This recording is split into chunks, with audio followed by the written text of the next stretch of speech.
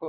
ನಂತರ ತೀರ್ಥ ಪ್ರಸಾದವನ್ನು ಸ್ವೀಕರಿಸಬೇಕು. ಇದಿಷ್ಟು ಷೋಡಶೋಪಚಾರ ಪೂಜೆಯಲ್ಲಿರುವಂತಹ ಕ್ರಮಗಳು. ಇನ್ನು ಬೇಕಾದ ಪರಿಕರಗಳು ಯಾವುದು ಅಂತಂದರೆ, ಒಂದು ತಟ್ಟೆ ಬೇಕು, ಹರಿವಾಣ ಬೇಕು, ಚೊಂಬು, ಕಲಶ, ಲೋಟ, ಉದ್ಧರಣೆ, ಚಮಚ, ತೀರ್ಥದ ಬಟ್ಲು. ತಾಮ್ರದ್ದಾದ್ರೂ ಒಳ್ಳೆಯದು, ಇಲ್ಲದಿದ್ದರೆ ಸ್ಟೀಲ್ದಾದ್ರೂ ಆಗುತ್ತೆ, ಚಿನ್ನದ್ದಾದರೂ ಸಂತೋಷ.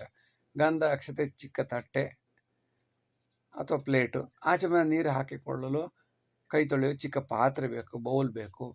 ಬೆಳ್ಳಿ ಪಾತ್ರೆ ಸಾಮಗ್ರಿಗಳಿದ್ದರೆ ಪರವಾಗಿಲ್ಲ, ತಾಮ್ರ ಇದ್ದರೆ ಆಗುತ್ತೆ. ಹಿತ್ತಾಳಿ ಪರಿಕರಗಳನ್ನು, ಪಾತ್ರೆಗಳನ್ನು ಆದ್ಯತೆಯ ಮೇಲೆ ಉಪಯೋಗಿಸುವಂಥ ಕ್ರಮ ಇದೆ. ಅದೇ ರೀತಿ ವಿಶೇಷ ಪೂಜಾ ದಿನಗಳಲ್ಲಿ ಕಲಶದ ನೀರು ತುಂಬುವ ಒಂದು ಬಟ್ಲು ಬೇಕು, ಬೆಳ್ಳಿ ಅಥವಾ ತಾಮ್ರದ್ದಾದರೂ ಹಿತ್ತಾಳಿದಾದರೂ ಆಗುತ್ತೆ. ಹಾಗೆಯೇ ತುಳಸಿ, ದೂರ್ವೆ, ಆರತಿ, ಬತ್ತಿ, ಊದುಕಡ್ಡಿಗಳು, ಕರ್ಪೂರ, ಗಂಧ ತೆಗೆಯುವ ಕಲ್ಲು, ಸಣ್ಣ ಶ್ರೀಗಂಧದ ಕೊರಡು ಅಥವಾ ತುಂಡು, ಆಮೇಲೆ ಕೆಂಪು ಚಂದನ ಕೊರಡಿದ್ದರೆ ಇದ್ದರೆ ಉಪಯೋಗಿಸ್ಕೊಳ್ಬೋದು. ಮಂಗಳ ಅಕ್ಷತೆಯ ಬಟ್ಲು, ಮಂಟಪವನ್ನು ತೊಳೆದ ದೇವರ ಮೂರ್ತಿಯನ್ನು ಒರೆಸಲು ಶುದ್ಧವಾದ ಬಟ್ಟೆ, ಕುಳಿತುಕೊಳ್ಳಲು ಮರದ ಮಣೆ ಅಥವಾ ಚಾಪೆ, ಇವುಗಳನ್ನೆಲ್ಲ ಜೋಡಿಸಿ ಶುಚಿಯಾಗಿ ಇಟ್ಟಿರಬೇಕು. ನಂತರ ಪೂಜೆಯನ್ನು ಆರಂಭಿಸಬೇಕು. ಸ್ವಲ್ಪ ಗಂಧವನ್ನು ತೆಗೆದು ಗಂಧಾಕ್ಷತೆ ತಟ್ಟೆಯಲ್ಲಿ ಇಟ್ಕೊಳ್ಬೇಕು, ತೆಗೆದಿಟ್ಕೊಳ್ಬೇಕಾಗತ್ತೆ. ಮೊದಲೇ ಶುರು ಮಾಡ್ಬೇಕಾದ್ರೆ ಮೊದಲು ಪೂಜೆ ಮಾಡುವವನು ಉತ್ತರಕ್ಕೆ ಮುಖ ಮಾಡಿ ಕುಳಿತು ಎಡಕ್ಕೆ ದೇವರ ಮಂಟಪ ಬರುವಂತೆ ಎಡಕ್ಕೆ ಮಂಟಪ ಬರಬೇಕು. ಉತ್ತರ ಮುಖವಾಗಿ ಕುಳಿತಾಗ ಹಾಕೋದಕ್ಕೆ ಸುಲಭ ಆಗುತ್ತೆ ಅಂತ ಅರ್ಥ. ಮೂರ್ತಿಗಳು ಇದ್ದು ಬಲಕೈಯಿಂದ ಪೂಜೆ ಮಾಡಲು ಅನುಕೂಲವಾಗುತ್ತದೆ. ಉತ್ತರಕ್ಕೆ ಮುಖ ಮಾಡ್ಕೊಂಡು ಕೂತು ದೇವರ ಮುಖವನ್ನು ಪೂರ್ವಕ್ಕೆ ಇಟ್ಟರೆ ಕೈ ಸುಲಭವಾಗಿ ಸಿಗುತ್ತೆ ದೇವರಿಗೆ ಅನ್ನೋ ಅರ್ಥದಲ್ಲಿ ಆ ರೀತಿ ಕೂತ್ಕೊಳ್ಳೋಕ್ಕೆ ನಮಗೆ ಆಜ್ಞಾಪನೆ ಮಾಡಿದ್ದಾರೆ. ಲೋಟ ಮತ್ತು ಹರಿವಾಣದ ನೀರನ್ನು ಬೇರೆ ಪಾತ್ರೆಗೆ ಹಾಕಿ ಹರಿವಾಣವನ್ನು ಸ್ವಲ್ಪ 4 ಚಮಚ ನೀರು ಹಾಕಿ ಶುಚಿ ಮಾಡಿಕೊಳ್ಳಬೇಕು. ಆಚಮನ ಮಾಡಿರ್ತೀವಿ ನಾವು 3 ಸಲ, ನೀರನ್ನು ಕುಡಿದಿರ್ತೀವಲ್ಲ, ಆ ನೀರನ್ನು ಪುನಃ ನಾವು ದೇವರಿಗೆ ಬಳಸೋ ಹಾಗಿಲ್ಲ. ಆ ನೀರನ್ನು ಚೆಲ್ಲಿಬಿಟ್ಟು ಬೇರೆ ನೀರು ಪುನಃ ಅದಕ್ಕೆ ಹಾಕ್ಕೊಳ್ಬೇಕು. ಕಬ್ಬಿಣದ ಪಾತ್ರೆಯನ್ನು ನಿಷೇಧಿಸಿದೆ. ಆದರೆ ಉತ್ತಮವಾದ ತುಕ್ಕು ಹಿಡಿಯದ ಸ್ಟೈನ್ಲೆಸ್ ಸ್ಟೀಲ್ ಪಾತ್ರೆಗಳನ್ನು ಬಳಸೋದ್ರಿಂದ ಶುಚಿಗೊಳಿಸುವುದು ಸುಲಭ ಆಗಿರೋದ್ರಿಂದ ಬಹಳ ಜನರು ಇದನ್ನು ಉಪಯೋಗಿಸ್ತಾರೆ.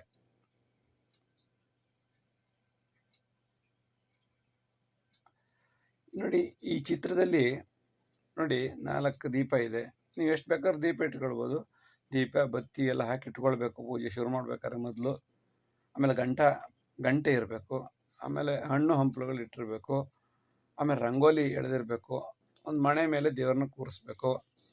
ಆಯಾ ಪೂಜೆಗೆ ತಕ್ಕಂತೆ ಕಲಶಗಳನ್ನು ಹಾಕ್ಕೊಳ್ಬೇಕು. ಇದು ಅನಂತ ಪದ್ಮನಾಭ ವ್ರತದ ಕಲಶ ಆಗಿದೆ. ಅದಕ್ಕೆ ದರ್ಬೆಯಿಂದ ಮಾಡಿದ, ಹುಲ್ಲಿನಿಂದ ಮಾಡಿದ 7 ಹೆಡೆಯ ಸರ್ಪವನ್ನು 2 ಕಲಶದಲ್ಲಿ ಇಟ್ಟಿದ್ದಾರೆ. ಹಾಗೆಯೇ ಪೂಜೆ ಎಲ್ಲ ಮುಗಿದ ಮೇಲೆ ಆರತಿ ಅಂತ ಮಾಡ್ತಾರೆ. ಹೆಣ್ಮಕ್ಳು ಈ ದೀಪಕ್ಕೆ ಒಂದು ತಟ್ಟೆಗೆ ಕುಂಕುಮ ನೀರು ಹಾಕಿ ಅದರಲ್ಲಿ 2 ದೀಪ ಇಟ್ಟು ತುಪ್ಪದ ಬತ್ತಿ ಇಟ್ಕೊಂಡು ಕೊನೆಯಲ್ಲಿ ಲಾಸ್ಟ್ಲಿ ಪುನಃ ಪೂಜೆ ಆದಮೇಲೆ ಆಗ ಈ ಮಂಗಳಾರತಿ ಮಾಡೋ ಒಂದು ಕಾರ್ಯಕ್ರಮ ಇದೆ. ಈ ರೀತಿ ಜೋಡಿಸ್ಕೊಂಡಾಗ ಸುಲಭವಾಗಿ ನಮಗೆ ವ್ರತ ಮಾಡೋದಕ್ಕೆ ಸುಲಭ ಆಗುತ್ತೆ. ಮಾಡ್ತಾ ಇರುವಾಗ ಅದು ತಗೋ ಇದು ತಗೋ ಅಂತ ಹೇಳೋದಕ್ಕಿಂತ ಮೊದಲೇ ಈ ರೀತಿ ಪರಿಕರಗಳನ್ನ ತಯಾರು ಮಾಡಿ ಇಟ್ಟುಕೊಂಡು ನಂತರ ಆರಂಭ ಮಾಡಿದ್ರೆ ತುಂಬ ಸುಲಭವಾಗುತ್ತೆ. ಇನ್ನೇನಿರಬೇಕು ಅಂತಂದರೆ ಕಲಶ ಇರಬೇಕು. ಕಲಶಕ್ಕೆ ನೀರು ಬೇಕು. ಒಂದು 3/4 ನೀರಿದ್ದರೆ ಸಾಕು. ಹಾಗೆಯೇ ಅರಿಶಿನ, ಕುಂಕುಮ, ಅಕ್ಷತೆ ಕಾಳೆಲ್ಲ ಇಟ್ಟಿರಬೇಕು. ಹಾಗೆಯೇ ಶಂಖ ಇರಬೇಕು. ಶಂಖದಲ್ಲಿ ಸ್ವಲ್ಪ ನೀರಿರಬೇಕು.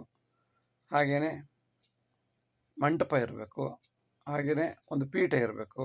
ಆ ಪೀಠದಲ್ಲಿ ದೇವ್ರನ್ನ ಕೂರಿಸ್ಬೇಕು. ಇನ್ನು ದ್ವಾರಪಾಲಕ ಪೂಜೆ, ಆತ್ಮ ಪೂಜೆ ಅಂತೆಲ್ಲ ಇದೆ, ಅದನ್ನು ನಾವು ಹೇಳಿಕೊಳ್ಳುವುದು. ಅದಕ್ಕೇನು ನಾವು ಬೇರೆ ಏನು ಪರಿಕರಗಳನ್ನು ನಾವು ತರಬೇಕಾಗಿಲ್ಲ, ಮಂತ್ರ ರೂಪದಲ್ಲಿ ಹೇಳ್ಕೊಳ್ಳೋದು. ಇನ್ನು ನವಶಕ್ತಿ ಪೂಜೆ ಅಂತಿದೆ, 9 ದೇವಿಯರನ್ನು ಪೂಜೆ ಮಾಡುವಂಥ ಕಾರ್ಯಕ್ರಮ. ಹೀಗೆ ಇದನ್ನು ಮೊದಲೇ ಒಂದು ಆರಂಭಿಕ ಹಂತದಲ್ಲಿ ಮಾಡಿಕೊಳ್ಳುವಂಥ ಪ್ರಕ್ರಿಯೆ ಅಂತ ಕರಿಬೋದು. ಈಗ ಶುರು ಮಾಡುವಾಗ ಆಚಮನ ಅಂತ ಮಾಡಬೇಕಾಗತ್ತೆ. ಆಚಮನ ಅಂತಂದರೆ 3 ಸಲ ನೀರು ಕೈಗೆ ಹಾಕ್ಕೊಂಡು ನೋಡಿ ಕುಡಿತಾ ಇದ್ದಲ್ಲ ಅವರು, ಆ ರೀತಿ ಕುಡಿಬೇಕಾಗತ್ತೆ 3 ಸಲ. ಅದಕ್ಕೆ ಋಗ್ವೇದದಲ್ಲಿ ಒಂದು ರೀತಿ ಇದೆ, ಯಜುರ್ವೇದದಲ್ಲಿ ಒಂದು ರೀತಿ ಇದೆ. ಅದಕ್ಕೆ ಕೇಶವಾಯಸ್ವ, ನಾರಾಯಣಾಯಸ್ವ, ಮಾಧವಾಯಸ್ವ ಅಂತ 3 ಸಲ ನೀರು ಹಾಕಿ ಕುಡಿಯುವಂಥ ಕ್ರಮ. ನಂತರ ಕೈಯಿಂದ ತೊಳೆದ್ಬಿಟ್ಟು ಕೆಳಗೆ ಪಾತ್ರೆ ಬಿಡೋದು. ಈಗ ಅಲ್ಲಿ ಎಡಗಡೆಯಲ್ಲಿ ಪಂಚಪಾತ್ರೆ ಇದೆಯಲ್ಲ, ಅದು 2 ಸಲ ಆಚಮನ ಮಾಡಬೇಕು. ಆ ಪಂಚಪಾತ್ರೆಯನ್ನು ಆಚಮನ ಮಾಡಿದ ನಂತರ ನೀರನ್ನ ಪೂರ್ತಿ ಈ ಕಡೆ ಬಟ್ಲಿಗೆ ಚೆಲ್ಬಿಡಬೇಕು. ನಂತರ ಪುನಃ ಕಲಶದಿಂದ ನೀರು ಹಾಕ್ಕೊಳ್ಬೇಕು. ಇದು ತಿಳಿದುಕೊಳ್ಳಬೇಕಾದ ವಿಷಯ. ನಂತರ ಸಂಕಲ್ಪ ಅಂದರೆ ಪ್ರಾಣಾಯಾಮ, ಉಸಿರಾಟವನ್ನು ಕಂಟ್ರೋಲ್ ಮಾಡೋದು 3 ಸಲ ಮಾಡಬೇಕಾಗತ್ತೆ. ಅದಕ್ಕೊಂದಿಷ್ಟು ಮಂತ್ರ ಇದೆ. ಅಲ್ಲಿ ಕೈಯನ್ನು ಯಾವ ರೀತಿ ಮಾಡಬೇಕು ಅಂದರೆ, ಫಸ್ಟ್ ತಲೆ ಮೇಲೆ ಕೈ ಇಟ್ಕೊಳ್ಬೇಕು, ನಂತರ ಮುಖದ ಮೇಲೆ, ನಂತರ ಹೃದಯದ ಮೇಲೆ ಪ್ರಾಣಾಯಾಮ ವಿನಿಯೋಗ ಅಂತ ಹೇಳಿಕೊಂಡು ತತ್ಸವಿತೃವರೆಣ್ಯಂ ಭರ್ಗೋದೇವಸ್ಯ ಧೀಮಹಿ ಧಿಯೋ ಯೋ ನಃ ಪ್ರಚೋದಯಾತ್ ಅಂತ 3 ಸಲ ಹೇಳಿಕೊಳ್ಬೇಕು. ಆಮೇಲೆ ಆಪೋಜ್ಯೋತಿ ಅಂತ ಮೂಗಿನಿಂದ ತೆಗೆದು ಕಿವಿ ಮುಟ್ಟಿಕೊಂಡು ಕೈ ಎಡಗೈ ಮೇಲೆ ಬಲಗೈ ಇಟ್ಟು ಮುಚ್ಚಿಟ್ಕೊಳ್ಬೇಕು, ಅಕ್ಷತೆ ಕಾಳು ಹೂವು ಹಾಕ್ಕೊಂಡು. ಈ ರೀತಿಯ ಈ ಪ್ರಾಣಾಯಾಮವನ್ನು 3 ಸಾರಿ ಮಾಡಬೇಕಾಗುತ್ತೆ. ಇದನ್ನು ಸಂಕಲ್ಪ ಅಂತ ಕರೀತಾರೆ. ಇದಾದಮೇಲೆ ಇನ್ನೇನು ಬೇಕಪ್ಪ ಅಂತಂದರೆ ಪರಿಕರಗಳು. ಪಂಚಾಮೃತ ಅಭಿಷೇಕ ಮಾಡುವಾಗ 5 ರೀತಿಯ ವಸ್ತುಗಳು ಬೇಕಾಗುತ್ತೆ. ಹಾಲು, ಮೊಸರು, ತುಪ್ಪ, ಜೇನುತುಪ್ಪ, ತೆಂಗಿನಕಾಯಿ ನೀರು. ಇನ್ನು ಬಾಳೆಹಣ್ಣಿಂದು ಇಟ್ಕೊಳ್ಬೋದು, ಸಕ್ಕರೆ ಇಟ್ಕೊಳ್ಬೋದು, ಅದು ನಿಮ್ಮ ಬಿಟ್ಟ ವಿಚಾರ. ನೀವು ಹೊಸ ಏನಾದ್ರು ಇದ್ದರೆ ನೀವು ಭಗವಂತನಿಗೆ ಅಭಿಷೇಕ ಮಾಡಬೇಕು ಅಂತ ಅನಿಸಿದ್ರೆ ಹಾಕ್ಬೋದು. ಆದರೆ ಮುಖ್ಯವಾಗಿ ಬೇಕಾಗಿರೋದು ಅಮೃತ, 5 ಅಮೃತಗಳು. ಇದು ಸಹಜವಾಗಿ ನೇಚರಿಂದ ಬಂದಂಥದ್ದು. ಹಾಲು, ಮೊಸರು, ತುಪ್ಪ, ಜೇನುತುಪ್ಪ, ತೆಂಗಿನಕಾಯಿ ನೀರು, ಎಳ್ನೀರು. ಇದನ್ನು ಪಂಚಾಮೃತ ಅಂತ ಕರೀತಾರೆ. ಇದಾದಮೇಲೆ ಒಂದಿಷ್ಟು ಕಲಸದ ನೀರು ಇಟ್ಕೊಂಡಿರ್ಬೇಕಾಗತ್ತೆ. ಅದು ನೀರು ಅಭಿಷೇಕ ಮಾಡುವಾಗ ಬೇಕಾಗತ್ತೆ.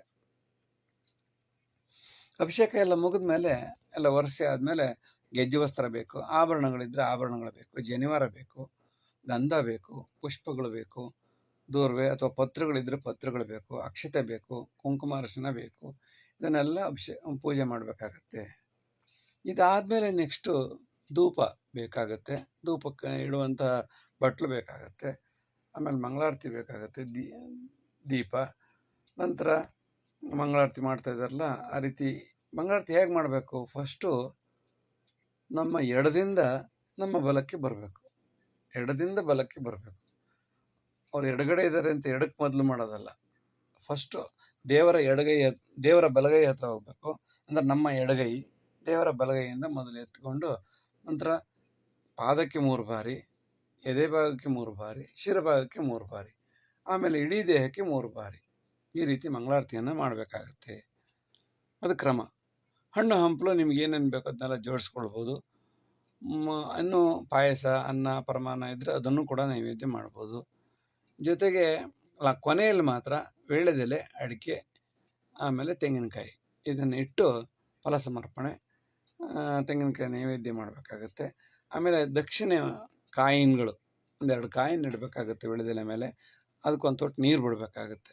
ಇಷ್ಟು ಮಾಡಿಬಿಟ್ಟು ಕೃಷ್ಣಾರ್ಪಣ ಅಂತ ಮಾಡಬೇಕಾಗತ್ತೆ.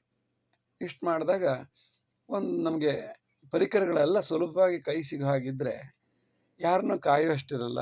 ಸುಲಭವಾಗಿ ಮಂತ್ರಗಳು ಹೇಳ್ಕೊಂಡು ಹೋದಾಗೆ ನಾವು ಈ ಕ್ರಮವಾಗಿ ಮಾಡ್ತಾ ಹೋಗ್ಬಿಟ್ರೆ ಶ್ರದ್ಧೆನೂ ಬರುತ್ತೆ, ಪ್ರೀತಿನೂ ಬರುತ್ತೆ, ದೇವ್ರ ಬಗ್ಗೆ ವಿಶ್ವಾಸನೂ ಬರುತ್ತೆ, ಮನಸ್ಸಿಗೆ ಶಾಂತಿ ಆಗುತ್ತೆ, ನೆಮ್ಮದಿ ಆಗುತ್ತೆ. ನಿಮಗೆ ಇವತ್ತಿನ ಈ ವಿಡಿಯೋ ಇಷ್ಟ ಆಗಿದೆ ಅಂತ ಅನ್ಕೋತೀನಿ. ಕೆಲವೊಂದಿಷ್ಟು ಪರಿಕರಗಳು ಇದ್ದಾಗ ಇದನ್ನು ಪದೇ ಯೋಚನೆ ಮಾಡ್ತಾ ಇರಬೇಕು. ಆಗ ಮಾತ್ರ ನಾವು ಪೂಜಾ ಕ್ರಮಕ್ಕೆ ಮಾಡೋಕ್ಕೆ ಸುಲಭ ಆಗುತ್ತೆ. ಯಾವತ್ತೋ ಒಂದು ದಿವಸ ಹಿಂದಿನ ದಿವಸ ನೋಡ್ಕೊಂಬಿಟ್ರೆ ಗೊತ್ತಾಗೋದಿಲ್ಲ. ಆವಾಗ ನಾವು ಪುರ್ಸೊತ್ತಿದ್ದಾಗ ಇದನ್ನು ವೀಡಿಯೋಗಳನ್ನು ರೆಫರ್ ಮಾಡ್ತಾ ಇದ್ದರೆ ಯಾವ ಕ್ರಮದಲ್ಲಿ ಮಾಡಬೇಕು ಅಂತ ಗೊತ್ತಾಗುತ್ತೆ.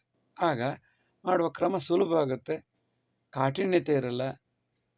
ಅಥವಾ ಏಕಲವ್ಯಂತರ ಗುರುಗಳೇ ಬೇಕು ಅಂತೇನು ಅನಿವಾರ್ಯತೆ ಇರೋದಿಲ್ಲ. ನಾವೇ ಸುಲಭವಾಗಿ ಅಭ್ಯಾಸ ಮಾಡ್ತಾ ಮೂರ್ತ ರೂಪದಿಂದ ನಿರಾಕಾರ ಸ್ವರೂಪಿಯಾದ ವಿಶ್ವರೂಪಿಯನ್ನು ತಿಳಿದುಕೊಳ್ಳಲಿಕ್ಕೆ ಸಾಧ್ಯವಾಗುತ್ತೆ. ಕೇಳಿದ್ದಕ್ಕೆ ಧನ್ಯವಾದಗಳು. ಇಷ್ಟ ಆಯಿತು ಅಂತ ಅನ್ಕೋತೀನಿ. ಭಗವಂತ ನಿಮಗೆಲ್ಲ ಆಯುರಾರೋಗ್ಯ ಭಾಗ್ಯವನ್ನು ಕೊಡಲಿ. ಮುಂದಿನ ವಿಡಿಯೋಗಳಲ್ಲಿ ವಿವಿಧ ರೀತಿಯ ವ್ರತಾಚರಣೆಗಳನ್ನು ತಿಳಿಸ್ಕೊಡ್ತಾ ಹೋಗ್ತೀನಿ. ಕೃಷ್ಣಾರ್ಪಣಮಸ್ತು. ಧನ್ಯವಾದಗಳು.